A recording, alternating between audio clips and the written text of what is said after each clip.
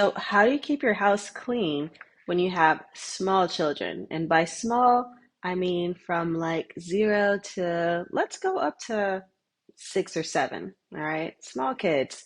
This is like, again, one of those mysteries of the universe. So, today we're going to do a deep dive into this, and I'm going to give you two different sets of strategies that you can use to really help you rein in this season of chaos and excitement and love and crumbs and tears over the crumbs and yeah, all that good stuff. If this is your first time meeting me, I'm Victoria Alexander. I'm the face behind the Clean Care, and I help people get their mess, clutter, and chaos under control once and for all. So, before we dive into the tips, I'll give you a little background, which is that I have a cleaning service. I had this before I had kids or got married and all that good stuff. So, I can definitely say the advice I was giving prior to actually having kids is way different now that, I actually have children. With that being said, mine are, I have twins, and then I had another child right after the twins were born. So my kids are literally 1 year apart. And with that being said, they are now currently 5. Well, so my daughter is 5, and then the boys are 6. So we are like easing into this new season here. But with that being said, there was a time when I thought we weren't going to make it, but we pulled through. So with that being said, yeah, I don't want to take too long on this one because I know if you're here, you probably have not the most time in the world. So let me just go ahead and get to it. I'm going to give you two sets of strategies, right? One will be about mindset, and then the other will be more practical tips that you can start using. All right. So let's go ahead and dive into the mindset tips. I've got 3 for you here, I believe. Let me triple check. Yeah, 3 quick ones.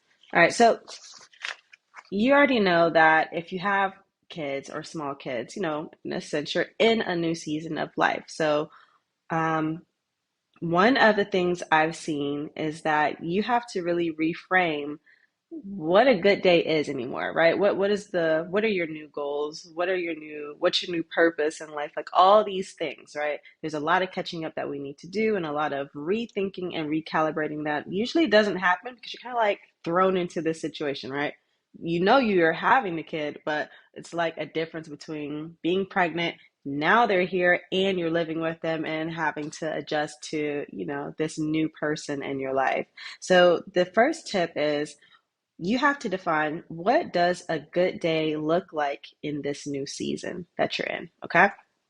So essentially, if you're used to being able to work out 3 hours a day and you walk around with your to-do list and you're able to knock things off, all 10 items get done, you're operating at 100% efficiency and productivity and success, that is a standard that is going to be very hard to achieve with your small kids, okay? So now a good day may be actually getting into your shower and your body wash is there, right? Like that's a great day. And it's like, oh my God, I'm so excited.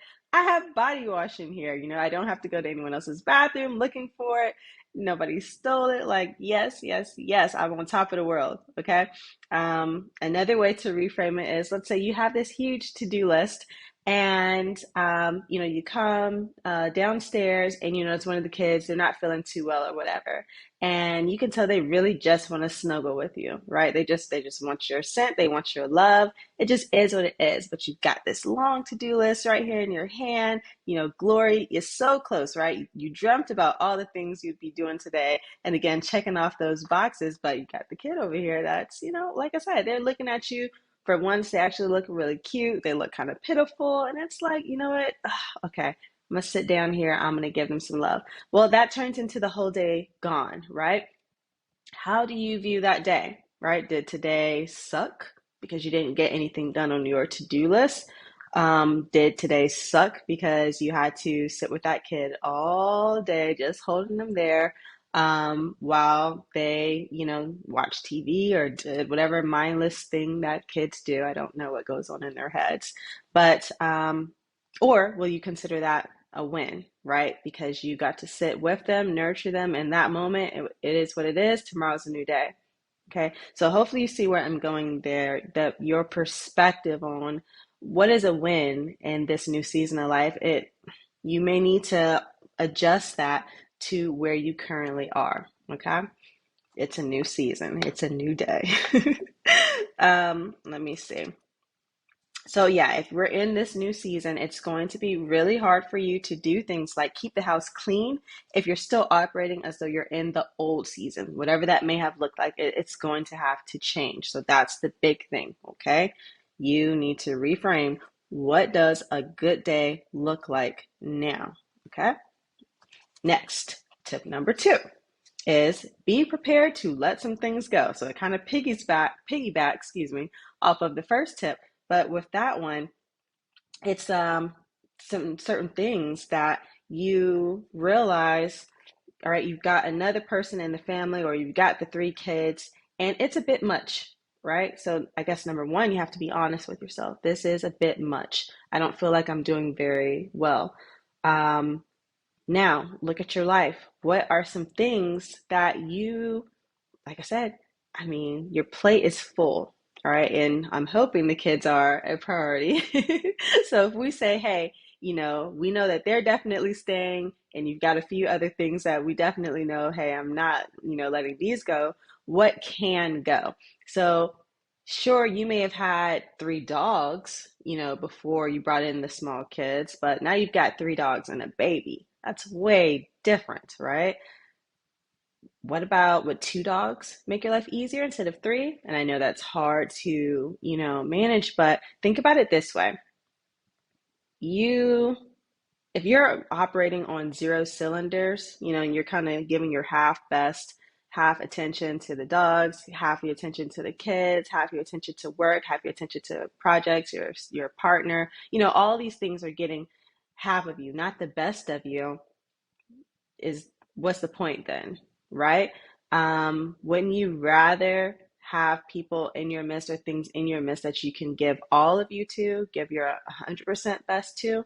So if you're stretched thin, then you're a mother that's stretched thin, you're a partner that's stretched thin, you're a fur baby mom, I think that's what they call them, that's stretched thin, which means you're probably not the mom that you want to be, or you're probably not the partner that you want to be, or you're not the businesswoman that you want to be. So in letting go of certain things, it can be an act of love, right? And a lot of times we want to hold on to things or keep them near to us because we consider them either a part of our identity, or again, we do love them. But again, when we're not able to give our best or show up in a way that we need to, sometimes the most loving thing you can do is to let those things go. All right. And I say all that so that you can make space for whatever you need to bring in this new season of life, so that you can operate at 100%. Okay. So maybe you do need to let the dogs and cats go, and that will give you more mental space and more time to do things like meal prep. All right. Maybe your health, you're noticing that you are putting on some weight here, right? Some stress eating. So look at things from a more holistic perspective. Take a step back. You have to be a little bit more pragmatic. Everything can't be an emotional decision, so to speak. You need to think about things in regards to like your legacy, purpose, your being responsible versus irresponsible, all those things. And they're tough. It does require a bit of self-awareness, but again, it is necessary in this current season of life, because it's a tough one, and it's hard when you're operating, on half cylinders. You need all your cylinders to make it through this season. Okay. So let's move on. Oh, well, be prepared to let some things go. All right. That was tip number 2. So let's move on to tip number 3. And that is, you need to understand where your kid's brain is right now. Okay. So we're talking about truly understanding that, yeah, you need to know what they get and then what they don't get. Certain things are going to tick them off. So if they're playing and all of a sudden you say, hey, it's time to go, hey, they're ticked off. They're going to explode. All right. And it's because you didn't give them a heads up and enough time to like mentally transition out of whatever activity they're in until the next, right? And you can't be mad at them. It's not a thing of, hey, I'm your mama and I said do this and you're not moving fast enough, blah, blah, blah, blah, blah. No, their brain, like the chemicals, the neurons, the synapses, and all these things, they're firing off. And right now they are at a state in their life. Their brain is, well, I don't want to say underdeveloped, but they're not firing off on all cylinders just yet. Or we'll just say you might have 10 cylinders, your kids only got one right now. Okay. So you have got to be a little bit more understanding of literally where they are in a neuropathic sense. I don't even know if that's a word. But you get what I'm saying. You guys are smarter than me, so you understand. Um, it's about being age appropriate, developmentally appropriate, and your expectations of them and how you communicate with them. Okay, that's a very big thing, how you communicate with them. So, with that being said, um, the kids, one of the things I realize is that they need structure, repetition, and lots of heads up. Okay, structure, repetition, lots of heads up. So that requires you, as the adult in the house, to make sure that they know, hey, this is the play area. When we finish with the play area, this is what we do. I'll give you a 5 minute heads up before it's time for us to start cleaning up. And, once that buzzer goes off, then boom, this is how we do that. And yes, we do this every single day. Every single night when I put my kids down to bed, I always ask them, hey, what are we going to do in the morning? We're going to wake up, we're going to brush our teeth, wash our face, put our clothes on, eat our breakfast, put our shoes on, put our jacket on, get in the car, get to school, have an awesome day, right? And we literally run through this every single night. Hey guys, what are we going to do in the morning? Boom, boom, boom, boom, boom, boom, boom. And this has made our mornings go so much better because they literally wake up, and they're doing, the things, right? And they feel accomplished, they feel good, as opposed to, let's say there was no order, right? So some days they get up and I'm like, yeah, here's breakfast. And they're like, oh, what about brushing our teeth? I'm like, whatever, just come eat your breakfast. And then, they're like, okay, well, now we want to watch TV. The TV was on and this and that. I'm like, hey, head upstairs so you can get your clothes on and all this kind of stuff. And then it's just chaos and everyone's falling apart. And it is not a good day. And that is not how anyone should start their day, right? Whether the kids are going in. Let me rewind. My kids just started going to school. So this has been a long 5 years because it was just me and them. I'm only even able to make this video because they are all in school and I only have like 30 minutes left before I'm going to have to run to go pick them up. So anyway, just trust me. This perspective is my own and it is battle tested and proven. Okay. I'm able to still smile. I do not have tears, right? So it works. So just trust me. Your kids, they need structure, repetition, and lots of heads up. Okay. Again, it is not you. I don't know. Some people, I think, they want to make sure their kids know they have like a sense of authority over them. So it's like that whole thing of do it because I said it type thing, blah, blah, blah. That's all fine and cool when they get older. But right now, like we're talking 0 through 6 or 7 years old, no, guys, give them heads up, pep talk them. They do not like surprises. They do not respond well to that. Okay. You ever seen Gremlins? That's what these people are like. So anyway, let's go on to part 2 of this video. And these will be the more practical tips that you can start to employ ASAP. Okay. Well, you should do part 1 ASAP too, but these are just some easy ones that you can be thinking of as you run throughout your day. So let's talk about laundry. Wash, but do not fold, okay? Don't waste your time, guys. I know that when you have small kids, it seems like they go through like, I don't know, 3 to 4 times as many outfits as a regular person for whatever reason. So the wardrobe changes could be warranted, some are unwarranted. I don't know. I just know that, running a load of laundry every single day and then quickly hanging things up has been our saving grace so that things don't pile up. And when I don't do that load a day, like I said, things pile up. We start running out of stuff. And that, of course, creates bottlenecks throughout the day that keep us from doing things on time or on schedule or whatnot. So you're definitely going to want to, keep things washed, hang up what you can hang up, fold what you need to. But again, if you're sitting around folding onesies and whatnot, You are, duh. Yeah, don't do that, okay? Don't do that. Um, Hang them up, throw them in the drawer. Doesn't matter if they get wrinkled. Like they're stretchy, so when your kid puts them on, it's gonna stretch out. Nobody will see the wrinkles, okay? I promise. Nobody will see them. Um, while you're doing the laundry, you're going to want to make sure that you're decluttering or getting rid of clothes that are too small or things that look disgusting. So, I will, have the clothes and I'll be hanging up whatever I'm hanging up, folding up whatever I'm folding. But there's also a pile where I'm throwing things that, I mean, we just don't need, right? So it's a bag and I'm just tossing the stuff in there right there. I don't make like decluttering a big event or something I have to like plan for or whatever. I just do it as I see things that are no longer appropriate for the kids or myself, right? If I see a holy sock or a holy underwear, it just goes into the trash can right then and there. There's no thinking about it. It's just done, right? So you're gonna have to kind of be more strategic about doing things, right here, right now, when you see it, as opposed to, oh, okay, I'm gonna plan for this later. Like, no, it needs to be a lifestyle and approach, right? Always getting rid of things that just aren't relevant and don't fit. But anyway, let me get back to that. Laundry, wash, but do not fold because folding takes a long time. Okay, it takes up too much time. Hang up stuff, all right, and keep it moving.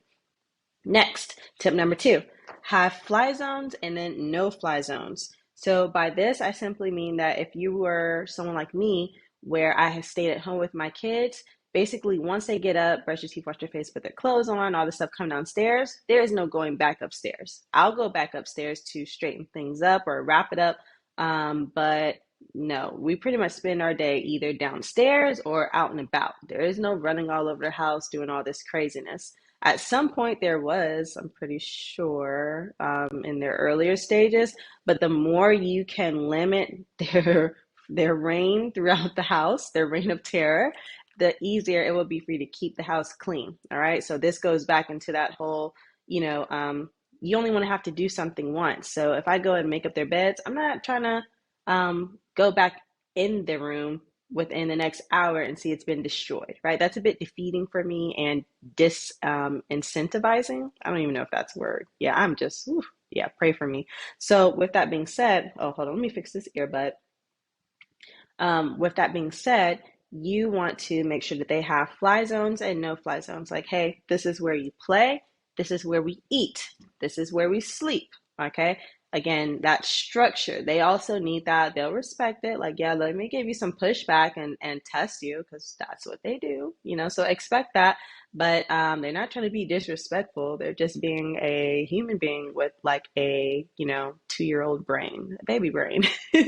So, let them know like, hey, no, this is the area. This is what we do. This is where we do it type thing. Okay. Um, with that being said, think of the jump park when you take your kids there. You have, access to this park. The other big thing though is there's a time limit. There's always a time limit. So with that being said, it kind of piggybacks off of the whole thing. Give them a heads up, right? Always let them know, hey, in 5 minutes, we'll be wrapping this up. So if they're in the playroom or the play area and you know that you guys are going to need to be heading somewhere in the next hour, well, in about 15 minutes, you're going to tell them, hey guys, in 15 minutes, we're going to wrap this up. What does it mean to wrap this up? We're going to clean up, okay, together or whatever your wrap up process is. But just remember that you need to have fly zones and no fly zones. That's the big piece. Don't let them be all over your house. Don't do it. No, ma'am. Next tip. Stop with all the toys. This is tip number 3. Stop with all the just obsessive, excessive amounts of toys. I know some people do it because maybe they had a lot of lack growing up, so they just want to make sure that their kids have, but this is just the wrong way to do it, okay? Make sure your kids have experiences, okay? Make sure your kids have, nurture and good food. Just buying toys just to buy them and now they're everywhere. The kids are not playing with them, all right? The novelty of the whole thing lasted all of a couple hours, and now that toy is broken under your foot, making you mad, and for what? Good job to you. But now what? Pick it up, Put it in the trash. Um, the yeah, if you are unable to say no to your children, that's something that you're going to have to work on, because again, as a parent, your job isn't just to say yes to everything. Your job is to teach them, bigger lessons that will help them be a well-rounded, human being that hopefully walks in their purpose as an adult, right? That hopefully is the end goal. So with that being said, I've never heard anyone that had an amazing life say that the number of toys their parents were or were not able to buy them impacted that. Okay, so it's not like the more toys you give them, the more successful or the more loved, shall we say, they know they are, right? Your kids will know they're loved when you put your phone down and you actually make eye contact with them and have a conversation, right? Or when you sit down with them and draw a picture with them. Okay, experiences, guys. Um, you can also make sure that they learn the art of decluttering, right? And getting rid of things that we no longer need so that they don't have attachment issues to things as well. So before we go out for Christmas, of course, that's when we gather up all the toys we don't want or are broken and we put them in the trash. If they're in good condition, sure, you can give them to Goodwill or whoever. Let me rewind. Yes, I'm always putting things in the trash, right? Not everything needs to go to the Goodwill. Some of you guys are giving people literal crap. Like, don't do that, guys. Put it in the trash, okay? Yeah, I'm just saying. All right, so let's go on to the next tip. Tip number 4, have baskets with clear labels, have totes that are clear and with labels, and do not put lids on things. So kids when they're that young, and even some adults, right? This really ties more so into your clutter or organization personality, right? So I'll use myself. Um, there, once upon a time when I was living with my parents, they had a laundry hamper in the laundry room and it had a lid on top, right? And so I like to keep things clean. I can be very particular about my space. But I realized that everyone was putting their clothes on top of the basket and around the basket, including myself, right? And I'm just like, what in the world? And then one day I realized, okay, let me just take this lid off, let me hide it. And all of a sudden, now the clothes are inside the hamper. Ah, genius, right? So that little thing, it was an obstacle, it was a barrier, and that one little tweak, though, or that one barrier kept the laundry room, in an absolute mess. And removing that barrier completely changed the situation. So, with that being said, with your kids, with yourself, whatever you may notice going on, even with you, right, in your own spaces or how you operate, there may be barriers that, don't call it lazy. Yes, it can seem lazy to not want to take the lid off, but we're just humans, guys, okay? Like, I'm a human, you're a human. We can't judge each other. We all have our quirks, and it just is what it is. So take the lids off to make putting things away a lot easier, okay? And this is especially if you notice that things are piling up around containers that you may already have in place. The labels, on the other hand, definitely help with the kids because they like to know that they're doing something right, right? Your kids are in an age where they want to do things. They want to do what they see you doing. If this basket says green things go in here, they want to know that they're putting the green things in the green basket. So those labels are kind of like a reward for them, and it engages them because it's something for them to learn, something for them to remember, and it just works, okay? It just works. So yeah, have baskets with labels and have clear containers with labels. Oh, the clear container part is just because a lot of times kids want to see their stuff, right? They're very visual. So it's kind of like if I put things away into a drawer, a lot of times I won't remember that I put it there, right? So I'm going to forget all about it, even though it's super important. So I put things that I want to use, whether it be jewelry or a specific ink pen or whatever it may be. I leave it like on my desk or somewhere where I can see it, because if I don't see it, it doesn't exist. And again, I don't know why. I'm just don't know. Um, Ask God. So, with that being said, though, kids, that's kind of like one of their quirks too. They like to see their stuff. So, you want to make sure things are organized and able to be put away. But again, clear containers definitely helps, keep them on board with the whole thing and not having panic attacks because they can't see Batman anymore. Yeah, you get it. Yeah. All right. And so, the next tip, number 5. All right. There must be a beginning and an end to everything. So, what does that mean? Well, let's look at it this way. There's a beginning to the day and an end to the day. And I know that for some of you, like your kids may not have a bedtime or, there's not a time your house actually shuts down.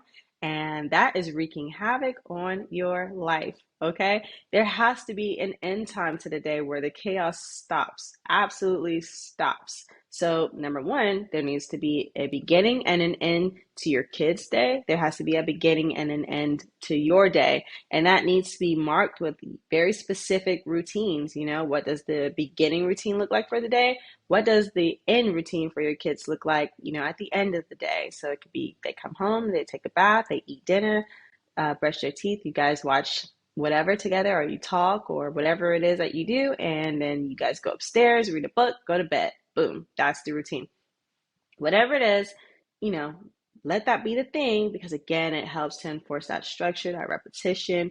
But then this is where your time to actually do things or to even think comes from, okay? Because for me, I know that, my days were literally filled with chaos, but I knew it was going to come to an end. Like, okay, yeah, I've only got to make it 3 more hours. That's it, right? But imagine if I did not have like a very strict cutoff time. I mean, yeah, I would not be here talking to you. I would not. I would be in the bed somewhere still just trying to recuperate from, the past few years. So there has to be a beginning and an end. The same with any activity throughout the day, right? So breakfast, there has to be a beginning and an end. Otherwise, you will cook breakfast and your kids will have you in the kitchen from breakfast through lunch onto dinner and through to midnight, like Taco Bell. This is not Taco Bell. Like, no, there has to be a beginning and an end. We're doing this 20 minutes and wrap it up. And we move on to our next activity, whatever that is. So your day should be a series of, activities, wrap ups, and transition to the next thing, okay? But there's a beginning and an end with everything. We go to the playground. Beginning. What time does it end? I don't know. Wear them out though. Wear them out. Yeah. Make sure I don't miss anything.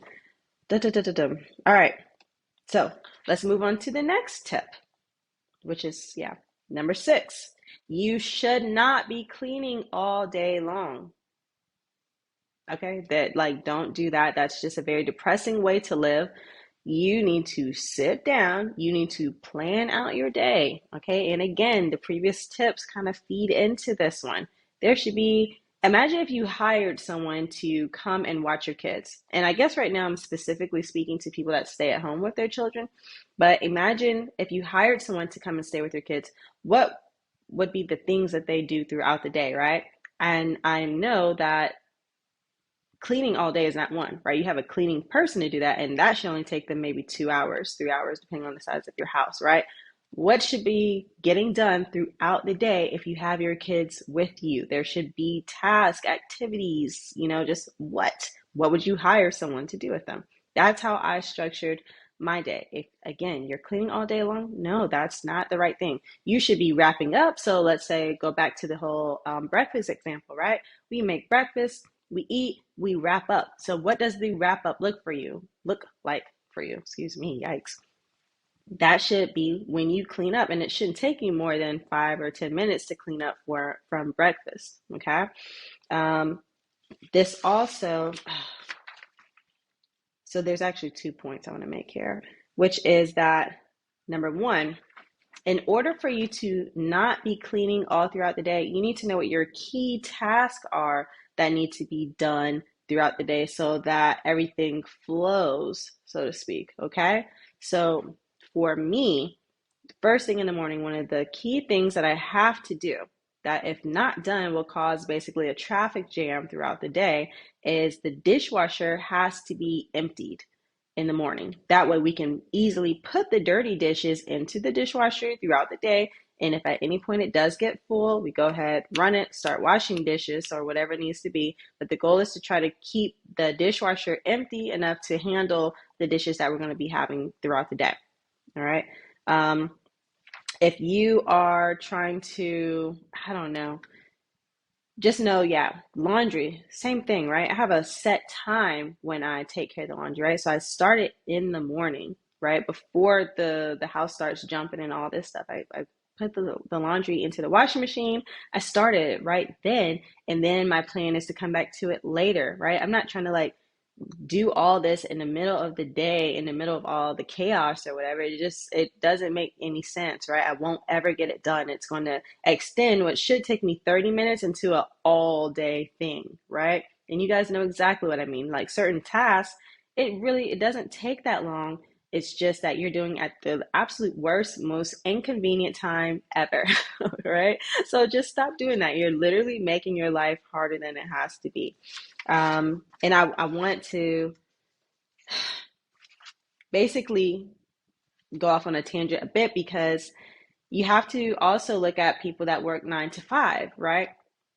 A person that works 9 to 5, they come home and essentially they're going to do every single thing that someone staying at home is trying to do throughout the day. But the person that works 9 to 5 has a shorter chunk of time that they need to do it within, right? So they get home at 5, so they have from 5 p.m. until let's say 10 p.m. to get all these things done, right? And so that's what they do. Well, now, when you stay at home with your kids and you have all day, well, in your mind, you're saying you have all day, but you don't have all day. You should never think you have all day to do something because then it does take all day, right? So let's go back to the beginning of this video when I said that, hey, I've got to get this done in an hour, this video, because I've got to go get my kids, right? I don't have all day. So I have to do what I can do as best as I can do it in the amount of time that I have so that it gets done. It may not be perfect, but it gets done. And now I can go on to the next thing that I have to do, right? So I'm getting things done. Boom, boom, boom, boom, boom. Stop thinking you have all day to get things done. You don't. Okay. Restructure your day so that you actually have a true plan so that your time is allocated for. And if you have a cleaning time to actually do hardcore cleaning, like the bathrooms and, vacuuming and all this stuff, whatever it is, that should be, 30 minutes or an hour that's set at a time that actually works. Now, I can't tell you what time is the best time for you to do this, right? Some people say, hey, do it during nap times. Other people say, don't do it during nap time. Do it at night. Other people say, do it in the morning. You have got to do whatever works for you. Experiment, okay? But at the end of the day, I think, yeah, as long as you are, again, if you are at home, if you're focusing on what the kids need to be getting from you as opposed to the house per se, it will make keeping the house clean easier because you'll restructure your time and you'll do more planning and be more organized, and that will naturally keep the house a whole lot cleaner. Okay, I promise you that. So, with that being said, I hope you found these tips very helpful. I know they helped me. And I definitely encourage you to check out whatever the next video is. And with that, I will see you next time.